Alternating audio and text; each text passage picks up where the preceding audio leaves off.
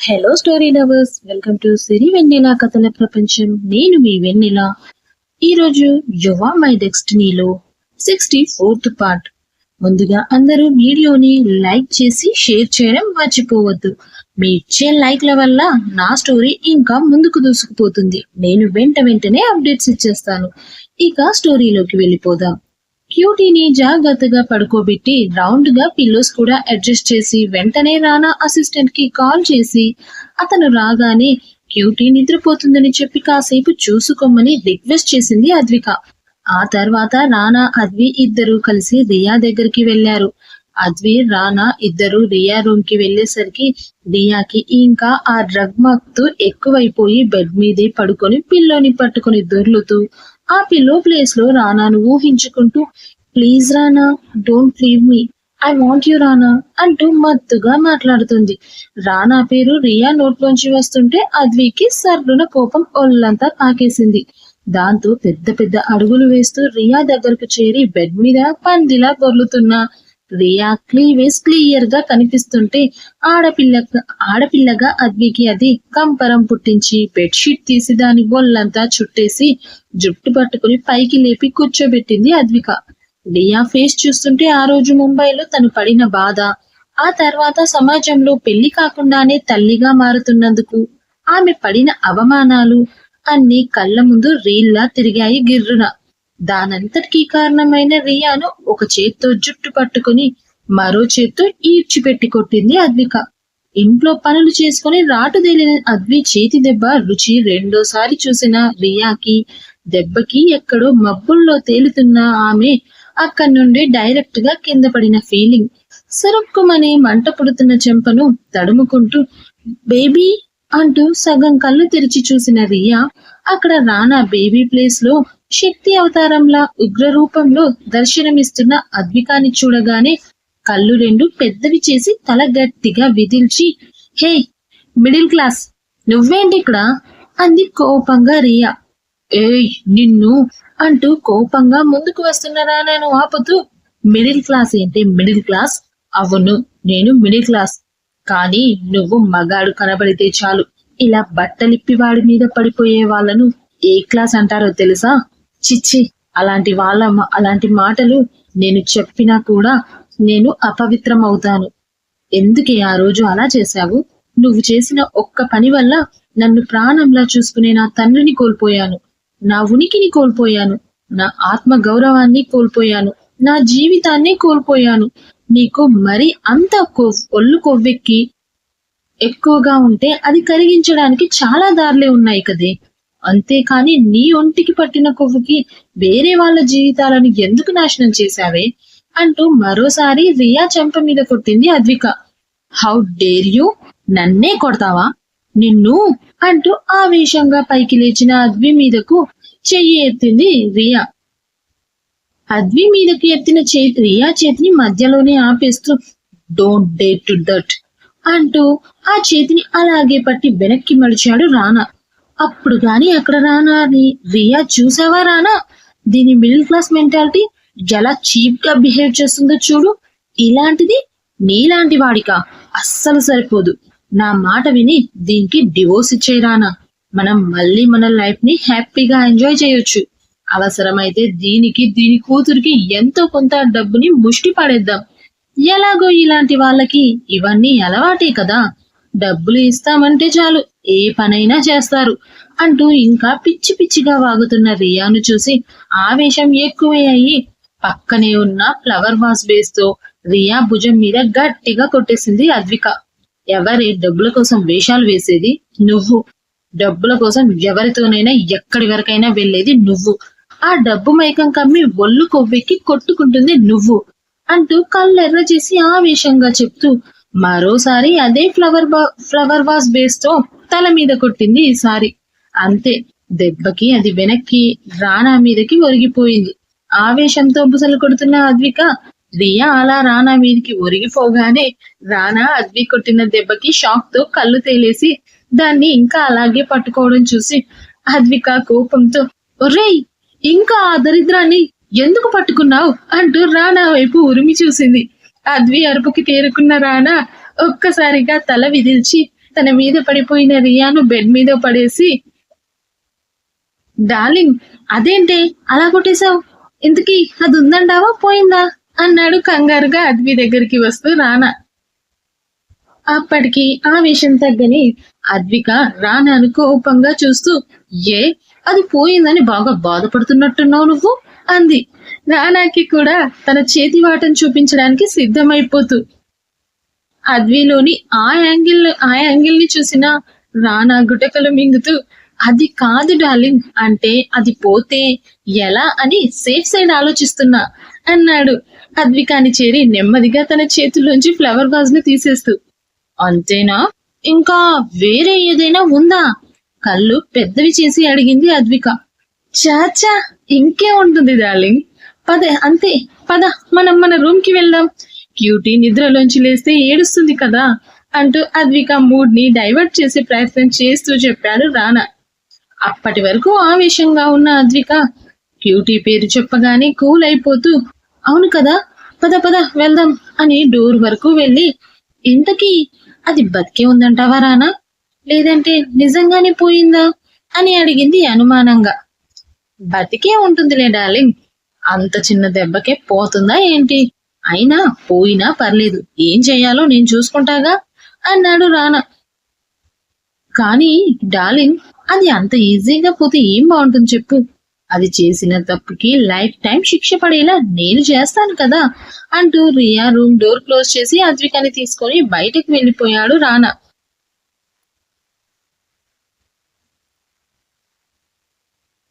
అప్పటి వరకు ఆవేశంలో రియాను చితక్కొట్టిన అద్విక వాళ్ళ రూమ్ లోకి రాగానే అసిస్టెంట్ ను పంపించేసి ముంబైలో ఆ రోజు తర్వాత తన జీవితంలో జరిగిన సంఘటనలు అన్ని తలుచుకొని వెక్కి వెక్కి ఏడుపు మొదలు పెట్టేసింది. అద్వి అలా ఏడుస్తుంటే రానాకి మనసంతా మెల్లిపెట్టినట్టుగా అనిపించింది. వెంటనే తనను దగ్గరకు తీసుకొని ఆమెని అతని కౌగిలిలో బంధించి వెన్ను నిమురుతూ, ఊరుకో అద్వి, మన జీవితంలో జరిగిందనేది ఏది మన ప్రమేయం లేకుండానే జరిగిపోయింది. అది మన జీవితంలో ఒక చీకటి రాత్రి. దాని గురించి మళ్ళీ మళ్ళీ తలుచుకుని ఆ రాత్రి వల్ల మిగిలిన చేదు జ్ఞాపకాలు ఉన్నా కానీ ఆ చేదు జ్ఞాపకాలని చెరిపివేసి తీపి గుర్తులుగా మార్చడానికి, ఆ గాయం తాలూకు మచ్చలని తుడిచివేయడానికి మందులా మన జీవితంలోకి వచ్చింది మన క్యూటీ. ప్లీజ్ అద్వి, నువ్విలా ఏడుస్తూ ఉండొద్దే. ఆ చీకటి రాత్రి వల్ల మన జీవితాల్లోకి వెన్నెలనే తీసుకొచ్చిన క్యూటీ పుట్టుకను ఒక అందమైన జ్ఞాపకంగా మాత్రమే చూడు. అప్పుడు ఆ బాధ నుండి కాస్తలో కాస్తైనా బయటపడతావు అని తనని ఊరడిస్తూ చెప్పాడు రానా. రానా మాటలకి అద్వి కాస్త ఏడుపు తగ్గించిన మనసులోని బాధ వెక్కిళ్ల రూపంలో బయటకు వస్తూనే ఉంది. అలాగే రానా ఒడిలో ఏడుస్తూ నిద్రపోయింది అద్విక. కాసేపటికి అద్విక వెక్కిళ్ళు ఆగిపోవడంతో తను నిద్రపోయిందని అర్థం చేసుకున్న రానా ఆమెని అలాగే బెడ్ మీద జాగ్రత్తగా పడుకోబెట్టి, రానా కూడా అద్వి పక్కనే పడుకొని ఆమెని అతని గుండెల మీదికి చేర్చుకొని జోకుడుతూ ఉంటే ప్రశాంతంగా నిద్రపోయింది అద్విక. Next day morning. ముందు రోజు మత్తు వల్ల దెబ్బల తెలియలేదు కానీ పాపం రియాకి కళ్ళు తెరవగానే ఒళ్ళంతా భయంకరమైన నొప్పులతో లేవడానికి కూడా చాలా కష్టంగా ఉంది. ఇదేంటి ఇలా ఉంది అనుకుంటూ కష్టంగా లేచి కూర్చున్న రియాకు నైట్ జరిగిందంతా గుర్తుకు వచ్చి కోపంతో ఊగిపోయింది. రానా, నన్నే చీట్ చేసి ఆ మిడిల్ క్లాస్ దాంతో నన్ను కొట్టిస్తావు కదూ, definitely you will pay for this. నువ్వు చేసిన దానికి ఈ రియా రియాక్షన్ ఏంటో నువ్వు ఊహించి కూడా ఉండవు. ఏ పెళ్ళాన్ని చూసైతే నన్ను దూరం చేస్తున్నావో దాన్ని నేను నీకు శాశ్వతంగా దూరం చేస్తాను. అప్పుడు తెలుస్తుంది నీకు ఈ రియా అంటే ఏంటో అని అనుకుని వెంటనే తన ఫోన్ తీసి ఎవరికో ఫోన్ చేసి చేయాల్సింది అంతా ప్లాన్ మొత్తం చెప్పేసింది. ఇప్పుడు ఎలా నా నుండి తప్పించుకుంటావో నేను చూస్తానే. రానాని చూసుకునే కదా నువ్వు ఎంత ఎగిరెగిరి పడుతున్నావు. ఇప్పుడు ఆ రానానే నిన్ను అసహ్యించుకునేలా చేస్తాను అని మనసులోనే అనుకున్న కన్నింగా నవ్వుకొని ఆ నవ్వడం వల్ల వచ్చిన దవడ నొప్పికి దానికి కారణమైన అద్వి రానాలను తలుచుకొని మరోసారి కోపంగా మారిపోయింది రియా. 10 నిమిషాల తర్వాత ఫ్రెష్ అయ్యి అంతకు ముందే రిసెప్షన్ కి కాల్ చేసి తెప్పించుకున్న బ్రేక్ఫాస్ట్ ని చేసేసి భయంకరంగా అనిపిస్తున్న ఒళ్ళు నొప్పులకు టాబ్లెట్స్ వేసుకుని డైరెక్టర్ కి కాల్ చేసి ఆ రోజు తన షూటింగ్ కి రావట్లేదని, రీజన్ మాత్రం హెల్త్ సిక్ అని చెప్పేసింది రియా. ఎలాగో ఆ రోజు షూట్ చేయాల్సిన ప్రీ క్లైమాక్స్ కాబట్టి రియా కూడా అవసరం లేకపోవడంతో డైరెక్టర్ కూడా ఓకే అనేశాడు. అలా డైరెక్టర్ కి ఇన్ఫర్మేషన్ ఇచ్చి మరోసారి తన ప్లాన్ ని ఎవరికో ఫోన్ చేసి చెప్పి లొకేషన్ షేర్ చేసి వాళ్ళు పనైపోతుంది అని భరోసా ఇవ్వడంతో హ్యాపీగా బెడ్ మీద ముసుగేసింది రియా.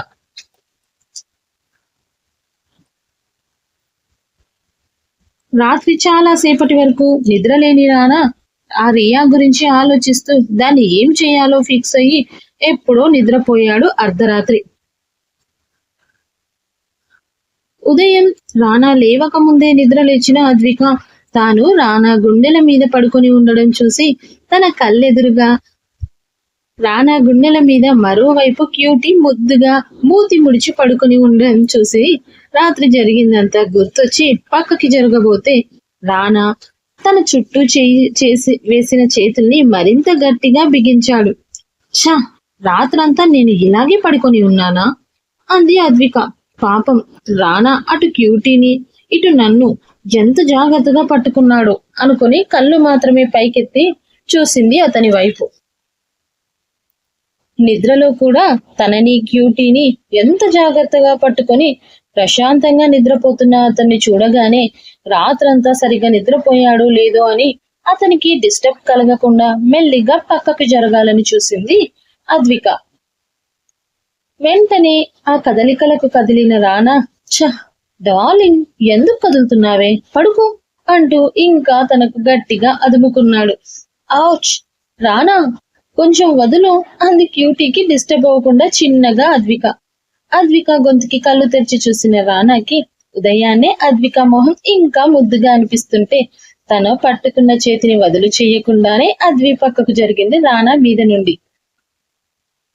ముందుగా క్యూటీని తన మీద నుండి తనకు నిద్రకు డిస్టర్బ్ అవ్వకుండా జాగ్రత్తగా పిల్లో మీదకి అడ్జస్ట్ చేసిన రానా ఆమె క్యూటీ నుదుటి మీద పడుతున్న బేబీ ఫంక్ ని వెనక్కి నెట్టి నుదుటి మీద ముద్దు పెట్టుకుని గుడ్ మార్నింగ్ మై ఏంజిల్ అంటూ తనకి చెప్పి తనను అలాగే జో కొట్టి బెడ్షీట్ అడ్జస్ట్ చేశాడు.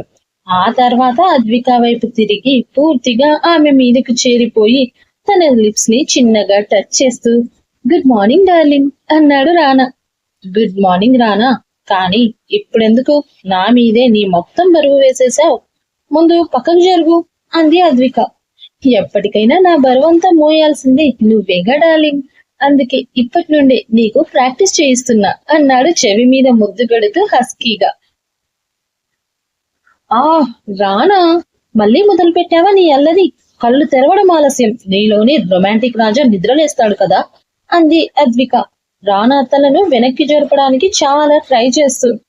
అద్విక తనను దూరం చేయడానికి ప్రయత్నిస్తున్న కొద్దీ రానా ఇంకా ఇంకా అతని తలని ఆమె మెడవంపుల్లోకి దూరు చేస్తూ అతని వెచ్చని ఊపిరిని ఆమె మెడవంపుల్లో వదులుతూ అసలు నువ్వు ఇంకా నాలో ఉన్న పూర్తి రొమాంటిక్ యాంగిల్ ని ఎప్పుడు చూసావు డార్లింగ్, ఏదో ఒకేసారి అంటే నువ్వు ఎక్కడ భయపడతావో అని పైన అలా ట్రైలర్ చూపిస్తున్నా అంతే అన్నాడు ఆమె మెడ మీద తడి ముద్దులు అద్దుతూ రానా. నువ్వు ఒక్కసారి ఓకే చెప్పి చూడు, అప్పుడు చూపిస్తా అసలు సిసలు రొమాంటిక్ రానా అని అన్నాడు శంఖం లాంటి తెల్లని ఆమె మెడకు అతని పంటిఘాటుతో ఎర్రగా చేస్తూ. రానా, ముందు లేనా మీద నుండి అంటూ ఊపిరి భారంగా తీర్చుకుంటూ చెప్పింది అద్విక. ఒకే సెకండ్ లో అతను కిందకి వెళ్తే ఆమెను తన మీదకి తెచ్చుకొని ఇప్పుడు చెప్పు డార్లింగ్, ఏంటి నీ బాధ ఆమె పెదాలకు చిరుముద్దులు ఇస్తూ అడిగాడు రానా. రానా, కాస్త ఆగు, నేను చెప్పేది విను ముందు అంది అద్విక. ఏంటి డార్లింగ్ చెప్పు అంటూనే ఓ చేత్తో అద్వి నడుముని తడిమేస్తూ అడిగాడు రానా. రానా, ముందు నువ్వు నీ చెయ్యిని నీ దగ్గర పెట్టుకో అంది అద్విక ముద్దుగా. అది జరగని పని డార్లింగ్, చెప్పాగా నువ్వు నాకు కాస్త దగ్గరలో ఉంటేనే నా బాడీలో పార్ట్స్ కూడా నా మాట వినను అని. అలాంటిది ఇలా ఉన్నాక అది అసలు జరిగే పనేనా? సో నువ్వు అలాంటి ఆశలు ఏమైనా ఉంటే పక్కకు పెట్టి ముందు నువ్వు చెప్పాలనుకున్నది ఏదో చెప్పేసి అన్నాడు రానా అద్వి చెంప మీద మరో ముద్దును ఇచ్చేస్తూ. రానా ఆ రియా సంగతి ఏం చేద్దామంటావు? రాత్రి నేను కొట్టిన దెబ్బలకి అది నిజంగానే పోతే ఎలా అని అడిగింది అద్విక కంగారుగా. అద్వి మాటకు రానా నవ్వేస్తూ, డార్లింగ్, అంత చిన్న దెబ్బకి మనుషులు పోరే, నువ్వు మరీ అంత భయపడకు. అయినా నేను దాని గురించి ఆల్రెడీ ఓ డిసిషన్ కి వచ్చేసాలే. ఇక అది మన లైఫ్ లో కనబడదు, దాని గురించి నువ్వు మర్చిపో అన్నాడు రానా. అద్వి కళ్ళు పెద్దవి చేస్తూ, ఏంటి కనబడదా అంటే ఏం చేస్తావు రానా? కొంపదీసి చంపేస్తావా ఏంటి? భయంగా అడిగింది అద్విక. రానా అద్విక తల మీద కొడుతూ, అసలు నీకేమైందే? మాట్లాడితే చంపడం చచ్చిందా అంటున్నావు? అయినా అలాంటి దాన్ని చంపి మనం ఎందుకు రిస్క్ లో పడాలి డార్లింగ్ అన్నాడు రానా. మరి మళ్ళీ కనిపించదన్నావు, ఏం చేస్తావు అడిగింది మళ్ళీ అద్విక. అది చెప్పడం ఎందుకే, కాసేపు అయ్యాక లైవ్ లో చూద్దులే గాని త్వరగా నా మార్నింగ్ టిఫిన్ నాకు ఇచ్చి షూటింగ్ కి వెళ్ళాలి. అస్సలే ఈ రోజే ఫైనల్ షెడ్యూల్ కూడా. మళ్ళీ నైట్ కి మనం ఇండియా వెళ్ళిపోవాలి అన్నాడు రానా. సిగ్గులేదు, ఇప్పటి వరకు నువ్వు చేసింది ఏంటి రానా? మళ్ళీ ఇవ్వమంటావు? కోపంగా కసిరింది అద్విక. అది నేను తీసుకుంది డార్లింగ్, ఇది నువ్వు ఇవ్వాల్సింది. అది అదే, ఇది ఇదే, కమాన్ అన్నాడు రానా. రానా మాటలకు అద్వికలు సిగ్గుతో వాల్చేస్తూ ఆమె పెదాలని అతనికి పెదాలకు తగిలేలా జస్ట్ అలా టచ్ చేసింది అంతే. ఇక రానా అది కంటిన్యూ చేస్తూ డీప్ ఫ్రెంచ్ కిస్ గా మార్చేశాడు. నిమిషాలు కరుగుతున్న విడిపడని అదరాలు మధువుల దోపిడీలో మునిగిపోతే ఊపిరి భారంగా మారి జత పెదాలను దూరం చేసింది. పెదవులను వీడి సిగ్గుతో కళ్ళు వాల్చేస్తున్న అద్విక గడ్డాన్ని పట్టి పైకి లేపుతూ, డార్లింగ్, ఇలా సిగ్గుపడుతూ ఉంటే ఈ రోజు షూటింగ్ క్యాన్సిల్ అవుతుంది అన్నాడు హస్కీగా రానా. రానా, వదులు నన్ను అంటూ అద్విక గింజుకుంటుంటే, ఓకే ఓకే డార్లింగ్ అంటూ మరోసారి ఆమె చెంప మీద స్ట్రాంగ్ కిస్ చేసి వదిలాడు రానా. రానా తన పట్టుని వదులు చేయడంతోనే అతని మీద నుండి పక్కకు దొర్లి వాష్రూమ్ లోకి పరిగెత్తింది అద్విక. అద్వికాని చూసి నవ్వుతూనే క్యూటీ వైపు తిరిగి తనని నిద్ర లేపడంలో మునిగిపోయాడు ఇక రానా. ఆఫ్టర్ సమ్ టైమ్ ఆ రోజు ప్రీ క్లైమాక్స్ సీన్స్ కాబట్టి ఫారెస్ట్ లాంటి లొకేషన్ లో షూటింగ్ పెట్టారు డైరెక్టర్ టీం. దాంతో క్యారవాన్ లో లొకేషన్ వరకు వెళ్ళడానికి కుదరక లొకేషన్ నుండి 1/2 కిలోమీటర్ దూరంలోనే ఆపి అక్కడి నుంచి కారులో వెళ్లిపోయారు అద్విక వాళ్ళు. మార్నింగ్ 10కే స్టార్ట్ అయిన షూటింగ్ కొంచెం ఫైట్ సీన్స్ కూడా ఉండడంతో మధ్యాహ్నం కూడా కంటిన్యూగా సాగుతూనే ఉంది. లంచ్ బ్రేక్ లో అద్వితో కలిసి లంచ్ చేశాక ఎండ ఎక్కువగా ఉందిగా డార్లింగ్, ఇక నువ్వు క్యూటీని తీసుకుని వెళ్ళి క్యారవాన్ లో రెస్ట్ తీసుకో, అక్కడ మన అసిస్టెంట్ ను సెక్యూరిటీగా ఉండమని చెప్తాను అన్నాడు రానా. కానీ అద్వికి మాత్రం రానాను వదిలి వెళ్ళాలని అస్సలు లేదు. అది షూటింగ్ అని తెలిసినా కూడా రానాకి ఏమైనా అవుతుందేమో అన్న భయంతో, పర్లేదులే నేను ఇక్కడే ఉంటాను రానా అంది అద్విక. అది కాదురా, క్యూటీని చూడు, దాని ఫేస్ ఎలా అలసిపోయిందో అంటూ రానా నచ్చ చెప్పడానికి ట్రై చేశాడు. లేదులే రానా, నేను ఇక్కడే ఉంటాను, క్యూటీ నిద్రపోతే తీసుకెళ్లి క్యారవాన్ లో పడుకోబెట్టి వస్తానులే, అప్పటి వరకు అయితే ఇక్కడే ఉంటాం ప్లీజ్ అంది అద్విక. ఇక రానాకి ఫైట్ సీన్స్ లో ఏమన్నా అవుతుంది ఏమో అన్న టెన్షన్ తో ఆమె అలా చెప్పింది. ఇట్స్ ఓకే డార్లింగ్, నీ ఇష్టం, కానీ నిద్ర వస్తే మాత్రం నేను షూటింగ్ లో ఉంటే నాకు చెప్పాలని చూడకుండా డైరెక్ట్ గా వెళ్ళిపో. అసిస్టెంట్ విశాల్ని వెంట పెట్టుకుని వెళ్ళు, ఒంటరిగా మాత్రం అస్సలు వెళ్ళొద్దు అని చెప్పాడు రానా. ఓకే సరే రానా అంటూ తను తింటూ బ్యూటీకి కూడా తినిపించేశాక కాసేపు బ్రేక్ తర్వాత మళ్ళీ షూటింగ్ స్టార్ట్ అయ్యింది. కంటిన్యూగా షూటింగ్ నడుస్తూనే ఉంటే అప్పుడే పెరగన్నం తిన్న క్యూటీ మాత్రం నిద్రకు తూలుతూ అద్విక ఒడిలోనే నిద్రపోయింది. కాసేపటికి బ్రేక్ టైంలో అద్వి దగ్గరికి వచ్చిన రానా క్యూటీ నిద్రపోతుండడం చూసి, అద్వి, క్యూటీ పడుకుంది కదా, క్యారవాన్ లో పడుకోబెడితే తనకు ఫ్రీగా ఉంటుంది కదా, పద నేను తీసుకెళ్తాను అంటూ క్యూటీని ఎత్తుకుని అద్వి చెయ్యి పట్టుకుని వెళ్తూ ఉంటే సరిగ్గా అప్పుడే వెనక నుండి assistant director shot ready sir అంటూ పిలిచాడు. అద్వి, రానా నువ్వు కంటిన్యూ చెయ్యి, నేను క్యూటీని తీసుకెళ్లి పడుకోబెట్టి మళ్ళీ వస్తానులే అని చెప్పింది. రానా అనుమానంగానే ఓకేనా, నువ్వు వెళ్ళగలవా అద్వి అంటూ మళ్ళీ అడిగాడు. హా వెళ్తాను రానా, ఎంతో దూరం లేదు కదా మన క్యారవన్, ఇక్కడే ఉంది, హాఫ్ కిలోమీటర్ దూరంలో ఉంది అంతేగా అంది అద్విక నమ్మకంగా. అది కాదు డార్లింగ్, ఈ ప్లేస్ కొంచెం లోన్లీగా ఉంది, పైగా ఫారెస్ట్, ఎందుకు రిస్క్ తీసుకోవడం అని ఆలోచిస్తున్నా అంటూ అసిస్టెంట్ కోసం అటు ఇటు చూశాడు రానా.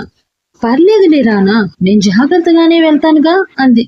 రానా బాగా ఆలోచించి విశాల్ను పిలిచి, విశాల్ మేడం క్యారవాన్ దగ్గరికి తీసుకెళ్ళు, అలాగే మేడం ఇక్కడికి వస్తానంటే నువ్వు క్యూటీ దగ్గరే ఉండు అని చెప్పాడు. ఓకే సార్ అన్నాడు విశాల్ కూడా. అద్వికాని క్యూటీని తన చేతిలోకి తీసుకుంటుంటే, డార్లింగ్ నీ ఫోన్ ఎక్కడా అని అడిగాడు రానా. అప్పుడు ఫోన్ గురించి ఆలోచించిన అద్విక, మర్చిపోయినట్టున్నాను రానా, క్యారవాన్ లోనే ఉన్నట్టుంది అని చెప్పింది. ఫోన్ ఎప్పుడు వెంటే పెట్టుకోవాలని తెలీదా అద్వి అంటూ చిన్నగా కోపం తెచ్చుకొని రానా ఫోన్ తీసి అద్వికి ఇస్తూ, ఇదిగో ఈ ఫోన్ తీసుకొని నువ్వు వెళ్ళు, నువ్వు వచ్చేప్పుడు నీ ఫోన్ తీసుకునిరా, ఈ ఫోన్ క్యారవాన్ లో క్యూటీకి దగ్గరే ఉంచు, ఒకవేళ తన నిద్ర లేచినా మనం వెళ్లేలోపు ఏడవకుండా దీనిలో గేమ్స్ పెట్టుకుని చూస్తూ ఉంటుంది అని చెప్పి తన ఫోన్ ఇచ్చి పంపించాడు రానా. అద్వి క్యూటీని తీసుకొని తనని క్యారవాన్ వరకు వెళ్తుంటే మధ్యదారిలో విశాల్ అద్వితో, సార్ చాలా మారిపోయారు కదా మేడం అన్నాడు. విశాల్ మాటలకు అద్వి అర్థం కానట్టుగా చూస్తూ ఉంటే, అదే మేడం, ఇంతకు ముందు సార్ అసలు ఇలా ఉండేవారే కాదు, ఎవరితో రిలేషన్ అస్సలు మెయింటైన్ చేసేవారే కాదు, అలాంటిది మీతో పెళ్ళయ్యాక మాత్రం పూర్తిగా మారిపోయాడు రానా సార్, కంప్లీట్ ఫ్యామిలీ మ్యాన్ గా మారిపోయాడు అని నవ్వుతూ చెప్పాడు విశాల్. విశాల్ మాటలు వింటూ అద్వి చిన్న చిరునవ్వుతోనే ముందుకు నడిచింది, ఏం మాట్లాడకుండా. అలా నడుస్తూనే ముందుకు వెళ్లి క్యారవాన్ వరకు వెళ్ళాక విశాల్ బయట నిలబడితే అద్వి మాత్రం లోపలికి వెళ్లి క్యూటీని మినీ బెడ్రూమ్ లో పడుకోబెట్టి రౌండ్ గా రానా అడ్జస్ట్ చేసినట్టుగానే పిల్లోలన్నీ అడ్జస్ట్ చేసి ఏసీ ఆన్ చేసి టేబుల్ మీద ఉన్న తన ఫోన్ తీసుకొని ఆమె కుర్తా పాకెట్ లో వేసుకొని రానా ఫోన్ అదే ప్లేస్ లో పెట్టి బయటకు వచ్చింది. విశాల్ అన్న, పాప నిద్రపోయింది, నువ్వు కూడా లోపలే కూర్చో, బయట కూడా చాలా ఎండగా ఉంది కదా, అలాగే క్యూటీని కొంచెం చూస్తూ ఉండు, ఒకవేళ తను నిద్ర లేస్తే వెంటనే నా నెంబర్ కి ఫోన్ చెయ్యి, అలాగే సార్ ఫోన్ కూడా లోపలే ఉంది, దాంట్లో గేమ్స్ పెట్టించావంటే తను ఆడుకుంటుంది మేం వచ్చే వరకు అంటూ చెప్పింది అద్విక. అద్వి తనను అన్నయ్య అని పిలుస్తూ ఉంటే విశాల్ కి చాలా ఇష్టం. పర్లేదు మేడం, నేను బయట వెయిట్ చేస్తాను అన్నాడు విశాల్. అయ్యో అదేం పర్లేదు అన్నా, నువ్వు కూడా కాసేపు లోపలే వెయిట్ చేయి, అసలే బయట కూడా చాలా ఎండగా ఉంది కదా అంది నవ్వుతూ అద్విక. థ్యాంక్ యూ మేడం, అలాగే అన్నాడు విశాల్. సరే మరి నేను లొకేషన్ కి వెళ్తాను అని వెళ్ళిపోయింది అద్విక. మేడం నేను అక్కడి వరకు రావాలా అని మరోసారి అనుమానంగానే అడిగాడు విశాల్. పర్లేదు విశాల్ అన్న, నేను వెళ్తాను అని చిరునవ్వుతో చెప్పి బయలుదేరింది అద్విక. అద్వి కనుచూపు మేర దాటేంత వరకు అక్కడే నిలబడి చూసి తను దూరం వెళ్ళాక క్యారవాన్ డోర్ ఓపెన్ చేసి డోర్ స్టెప్స్ మీదే కూర్చున్నాడు విశాల్. అద్విక లొకేషన్ నుండి పాపతో రావడం, ఇప్పుడు సింగిల్ గా వెళ్ళడం అంతా గమనిస్తూనే ఉన్నారు ఇద్దరు మాస్క్ వేసుకున్న మనుషులు. విశాల్ కి కనబడనంత దూరంలోకి వెళ్ళాక సడన్ గా అద్విక ముందు ప్రత్యక్షమయ్యారు ఆ ఇద్దరు. ఒక్క క్షణం వాళ్ళని చూడగానే అద్వి జలుసుకుంది నిజంగానే. వాళ్ళ ఫేస్ కనబడనీయకుండా మాస్క్ తో కవర్ చేసుకొని ఒక్కొక్కరు దుఃఖంలా ఉన్న ఆ ఇద్దరు తెల్లతోలు వాళ్ళని చూడగానే అద్వి భయంతో పరుగు పెట్టడానికి ట్రై చేస్తూ ఉండగా అలర్ట్ అయిన వాళ్ళిద్దరూ అద్వి ముందుకు వచ్చి వెనక నుండి ఒకడు గట్టిగా ఆమె 2 చేతులు పట్టుకునేసరికి అద్వి వాళ్ళకి ప్రతిఘటించబోయింది. కానీ అప్పటికే వాళ్ళు అద్వికాకి క్లోరోఫామ్ ఇచ్చి స్పృహ తప్పి పడిపోతున్న ఆమెను లిఫ్ట్ చేసి వాళ్ళ కార్లో ఎక్కించుకొని ఎంత స్పీడ్ గా అయితే వచ్చారో అంతే స్పీడ్ గా వెళ్ళిపోయారు అక్కడి నుంచి. నెక్స్ట్ ఏం జరగబోతుందో తెలుసుకోవాలనుకుంటే వింటూనే ఉండండి you are my destiny only on Sirivennela కథల ప్రపంచంలో. అలాగే ప్లీజ్ వీడియోకి likes and shares and comments ఇవ్వడం మర్చిపోవద్దు. మీరిచ్చే లైక్స్ వల్ల